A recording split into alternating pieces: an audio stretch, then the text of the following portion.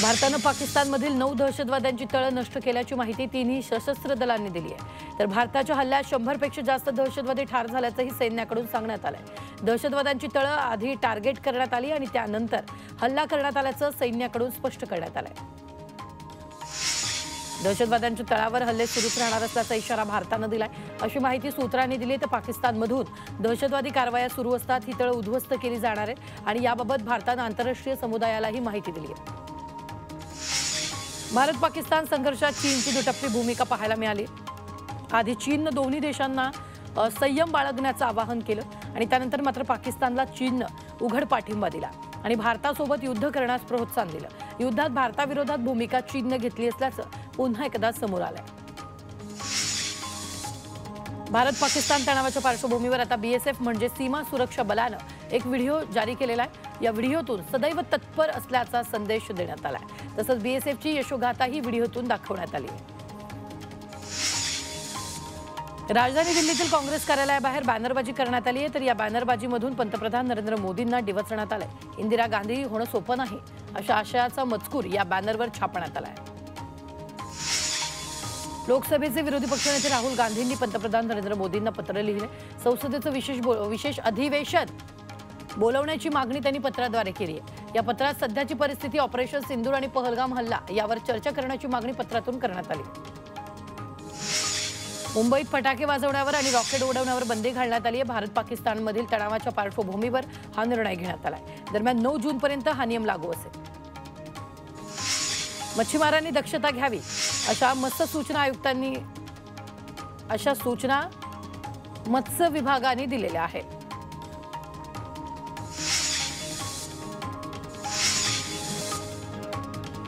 सिद्धिविनायक मंदिरात आजपासून हार नारळ बंदी करण्यात आली आहे। भारत पाकिस्तानात सध्या सुरू असलेल्या तणावाच्या पार्श्वभूमीवर देशभरात सतर्कता बाळगली जाते।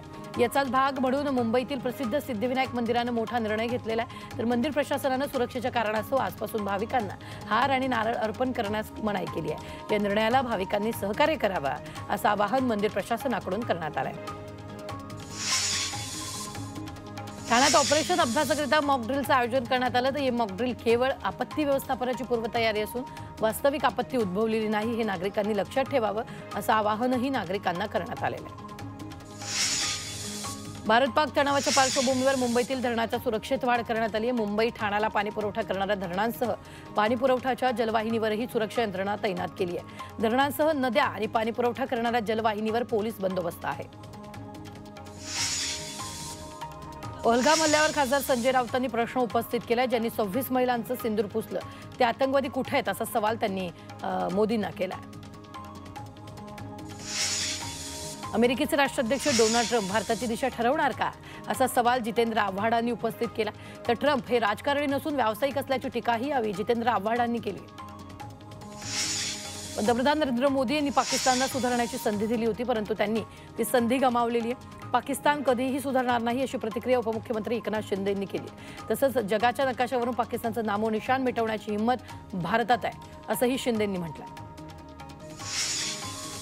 मुंबईमध्ये अंडरग्राऊंड लोकल ट्रेनची चर्चा सुरू झाली। या पार्श्वभूमीवर मध्य रेल्वेनं मुंबईतील उपनगर रेल्वे वाहतुकीचं जाळं विस्तारण्याचा आणि अधिकाधिक आधुनिक करण्याचा निर्णय घेतला। दक्षिण मुंबईमधील परळ सीएसएमटी दरम्यान 5व्या आणि 6वी मार्गिका तयार करण्याचा मध्य रेल्वेचा विचार आहे। कळंबोली रेल्वे उड्डाणपुलावर ओपन वेब गर्डर लॉन्चिंगचं काम हाती घेण्यात आलंय। यासाठी मध्य रेल्वेनं 4 विशेष वाहतूक आणि पॉवर ब्लॉक घोषित केले। हे ब्लॉक्स 17 मे दरम्यान मध्यरात्री पनवेल कळंबोली विभागात घेतले जाणार आहेत आणि त्यामुळे काही एक्सप्रेस गाड्यांच्या वेळापत्रकावर परिणाम होणार आहे। मेट्रो 3च्या बीकेसी वरळी या भुयारी मेट्रोच्या दुसऱ्या टप्प्याला मुंबईकरांचा चांगला प्रतिसाद मिळाला। पहिल्या दिवशी 26,000 प्रवाशांनी प्रवास केल्याची माहिती मेट्रो प्रशासनानं दिली आहे। यावेळी भुयारी मेट्रो प्रवासाचा प्रवाशांनी अनुभव घेतला। मुंबईतील आरे ते वरळी मेट्रोचा नॉनस्टॉप प्रवास सुरू आहे। मेट्रो 3चा दुसरा टप्पा शनिवारी सकाळपासून सर्वसामान्य मुंबईकरांसाठी खुला झालाय। तर आरे ते आचार्य अत्रे चौक वरळी हा गारेगार प्रवास भूमिगत मेट्रोनं अवघ्या 60 रुपयात करता येणार आहे। बहुचर्चित मीरा भाईंदर मेट्रो मार्गिका 9च्या चाचपणीला अखेर सुरुवात झाली आहे। रविवारी प्रत्यक्षात मेट्रोचं इंजिन या मार्गावरून चालवून चाचपणी केली, त्यामुळे वर्षा अखेरीस नागरिकांना दहिसर ते काशेगाव दरम्यान प्रवासाचा लाभ घेता येणार आहे। मागील 5 वर्षापासून मीरा भाईंदर शहरात दहिसर भाईंदर मेट्रो मार्गिका 9ची उभारणी प्रगतीपथावर सुरू आहे. नवी मुंबई मेट्रोचं सुधारित वेळापत्रक आजपासून लागू होणार आहे. त्यामुळे सुट्टीच्या दिवशी प्रत्येक 15 मिनिटांनी या मार्गावर मेट्रो धावेल. गाड्यांच्या अनियमित देखभालीकरिता सिडकोकडून रविवार आणि सार्वजनिक सुट्ट्यांच्या दिवशी मेट्रोच्या वेळेत बदल केला जाईल.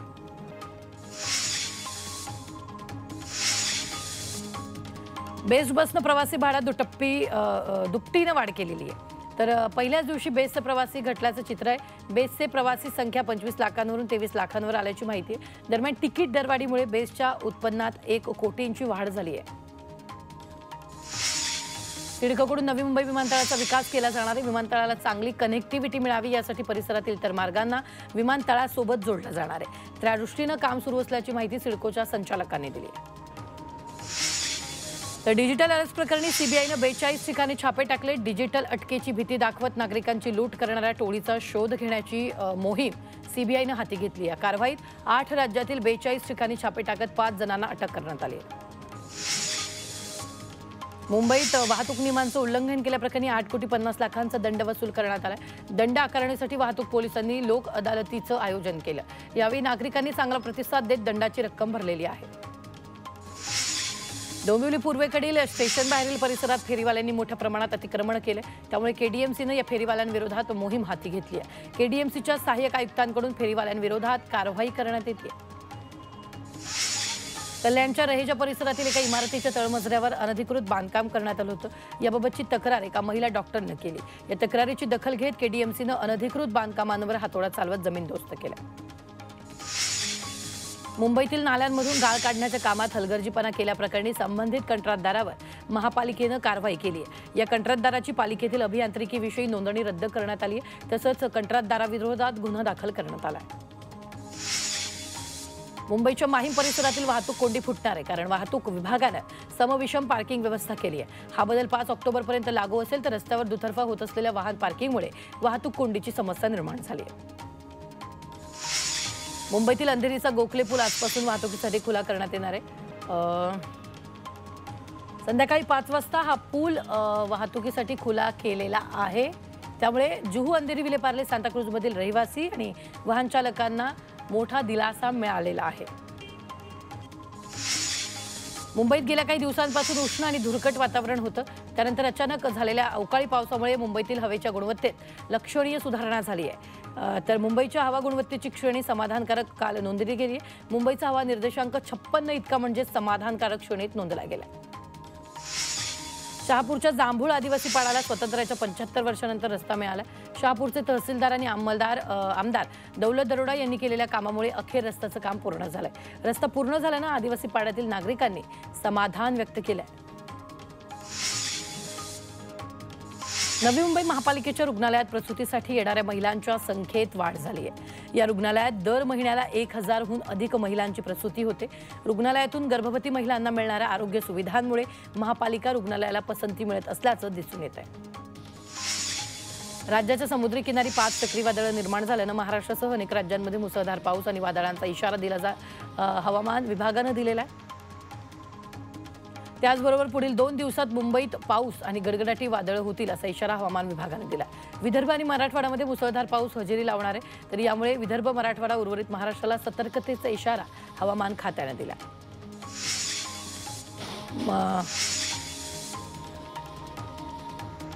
वईत एका तरुणीची गळा दाबून हत्या करण्यात आली होती. दोघांनी तरुणीची हत्या करून तिचा मृतदेह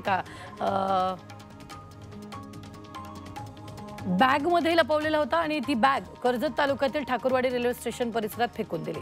पोलिसांना याची माहिती मिळाली. त्यानंतर पोलिसांनी स्टेशन परिसरातील सीसीटीव्ही तपासले. त्या सीसीटीव्हीत 2 तरुण गुलाबी रंगाची ट्रॉली बॅग घेऊन जात असल्याचं दिसलंय. तर लोकमान्य टिळक टर्मिनसमध्ये दोघेही बॅग घेऊन मुंबई कोइंबतूर एक्सप्रेसमध्ये चढले, पण बंगळुरूला उतरले तेव्हा त्यांच्या हातात बॅग नव्हती. लोकेशनच्या आधारे पोलिसांनी बंगळुरू इथून विजयकुमार व्यंकटेशम आणि टी यशस्विनी राजाला अटक केली. त्यांची चौकशी केली असता त्यांनी हत्या केल्याची कबुली दिली. मुंबई विमानतळावर 2 कोटीचा गांजा जप्त करण्यात आलाय. थायलंड, मलेशियामधून या गांजाची तस्करी करण्यात आली. अंमली पदार्थाविरोधी पथकानं ही कारवाई केली. उल्हासनगरातील शांतीनगर परिसरात पतीनं पत्नीची हत्या केली आहे. घरगुती वादातून पतीनं पत्नीचा गळा चिरून तिची हत्या केली आहे। या घटनेनंतर आरोपी फरार झाल्यानं त्यांचा शोध पोलीस घेत आहेत। माणगावच्या येरद गावात चोरट्याच्या हल्ल्यात वृद्ध महिलेचा मृत्यू झाला। संगीता मोकाशी असं मृत महिलेचं नाव आहे। दरम्यान या प्रकरणी पोलिसांचा अधिक तपास सुरू असून चोरट्याच्या विरोधात गुन्हा दाखल करण्यात आला। रायगडच्या ताडगावमध्ये विहिरीत विषारी औषध टाकल्याच्या संशयातून एका जोडप्याला ग्रामस्थांनी पकडून पोलिसांच्या ताब्यात दिले। पोलिसांनी या जोडप्याची कसून चौकशी केली असता अंधश्रद्धेतून हा प्रकार घडल्याचं समोर आलंय। कल्याण डोंबिवलीतील मंगळवारी पाणीपुरवठा बंद असणारे महावितरणाकडून देखभाल आणि दुरुस्तीचं काम हाती घेण्यात येणार आहे। त्यामुळे कल्याण डोंबिवली महापालिका क्षेत्रातील अनेक भागात पाणीपुरवठा बंद राहील। मीरा भाईंदर शहरात टँकरच्या पाण्यासाठी नागरिकांना मोठी प्रतीक्षा करावी लागते। यामुळे महापालिकेनं उभारलेली ऑनलाईन कार्यप्रणाली फोल ठरवू लागल्याची तक्रार समोर आली आहे। मीरा भाईंदर शहराला मंजूर कोट्याप्रमाणे पाणी पुरवठा होत नसल्यामुळे दर आठवड्याला पाणी टंचाईचं संकट उभं राहत आहे। पाण्याची गरज भरून काढण्यासाठी भाईंदर पूर्व येथील जुन्या रेल्वे फाटकाजवळ असलेल्या जलकुंभावरून महापालिकेद्वारे नागरिकांना टँकरचा पुरवठा केला जातोय। रायगडमधील धरणांनी तळ गाठलेल्या धरणांमध्ये केवळ 29% पाणीसाठा शिल्लक आहे।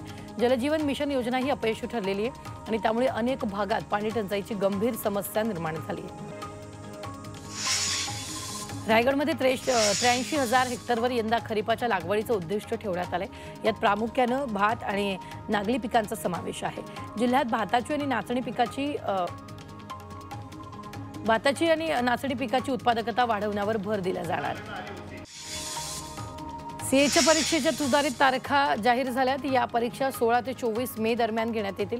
Institute of chartered accountants of इंडियानं ही घोषणा केली आहे। भारत-पाक तणावाच्या पार्श्वभूमीवर हा निर्णय घेण्यात आलेला आहे।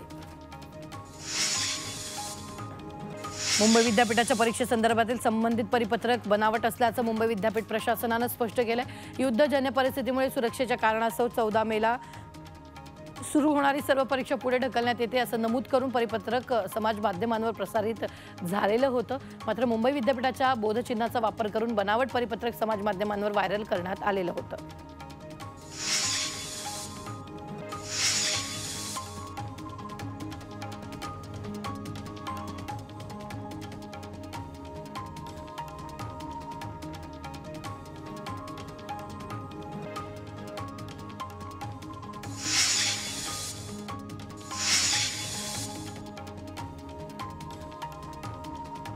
मुंबई शहरातील 435 धोकादायक इमारतींची दुरुस्ती म्हाडा करणारे सेसच्या स्ट्रक्चरल ऑडिटमध्ये 95 इमारती अतिधोकादायक आढळल्यात। त्यानुसार अतिधोकादायक इमारती रिकाम्या केल्या जातील तर धोकादायक इमारतींना डागडुजीचा टेकू लावावा लागणार आहे।